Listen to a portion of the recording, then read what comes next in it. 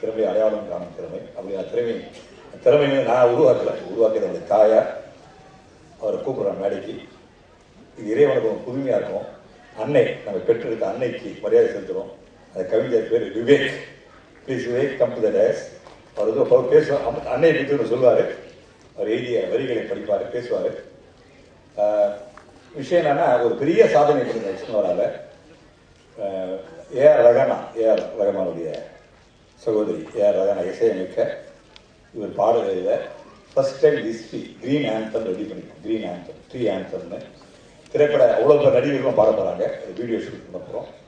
அது விவேக்குடைய புகழ். ஏஆர் ரஹ்மான் எப்படி ஜேஹோ போட்டால் அது கொடி கட்டி பார்ப்போம். அப்படி அவரை அன்போடு அழைக்கிறேன். விவேக் இளைஞர், சமீபத்தில் திருமணம் ஆச்சு. அவர் சொல்லும்போது நான் ரொம்ப சொல்ல விரும்பலை, நீங்களே புரிஞ்சுப்பீங்க.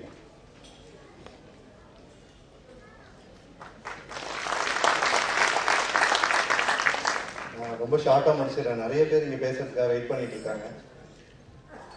ஒரு மனிதன் எத்தகைய குடும்பத்தில் பிறந்தான், எத்தனை எல்லைகளை கடந்தான், எத்தனை போர்கள் புரிந்தான், எத்தனை தேசங்களை வென்றான் என்பதல்ல அவன் பெருமை.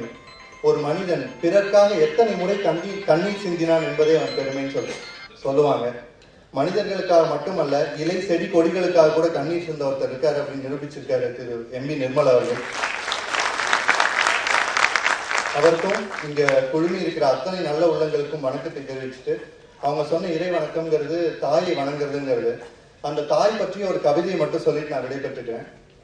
உயிரை கொடுத்தாய், மெத்தை போல் மென் வயிறும், மொத்தமாய் உன் உயிரும், சுத்தமாய் என் உதிரம் நித்தமும் நீ கொடுத்தாய்.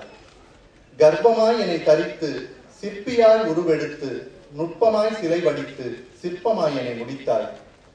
தொட்டிலில் நான் அழ, கட்டிலழ துடித்தெழுந்தாய். கிட்ட வந்த கட்டெரும்பை கட்டி வைத்து நீ உதைத்தாய். நான் பயில நீ சிலிர்த்தாய், நான் முயல நீ வியர்த்தாய், நான் துயில நீ இசைத்தாய், நான் உயர நீ விழித்தாய். அதிநேரம் விழித்திருந்தால் ஆவேசமாய் சத்தம் வைப்பாய், அலுவல் செல்லும் வேளையிலும் அவசரமாய் முத்தம் வைப்பாய்.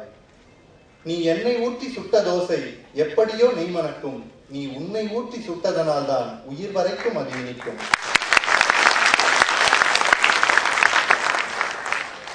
கண்ணுக்குள் எண்ணெய் வைத்து, காவலுக்கு இமைகள் வைத்து, கங்காரு குட்டி போல உன்னோடு ஒட்டி வைத்தாய். உன் உயிரில் பாதி வெட்டி, என் உயிரில் சேர்த்து கட்டி, உலகத்து பாசமெல்லாம் ஒருத்தனுக்காய் கொட்டி வைத்தாய். ஜென்மம் ஒன்று எனக்கு இருந்தால் பிறந்தவுடன் கண்விழிப்பேன், தாயாக நீ இல்லை என்றால் தயங்காமல் உயிர் துறப்பேன். யுகம் பல ஆனாலும் உன் முகம் காண தவம் இருப்பேன், உன் கர்ப்பம் சேரும் வரை பிறக்காமல் காத்திருப்பேன் என்பதே அந்த கவிதை. நன்றி.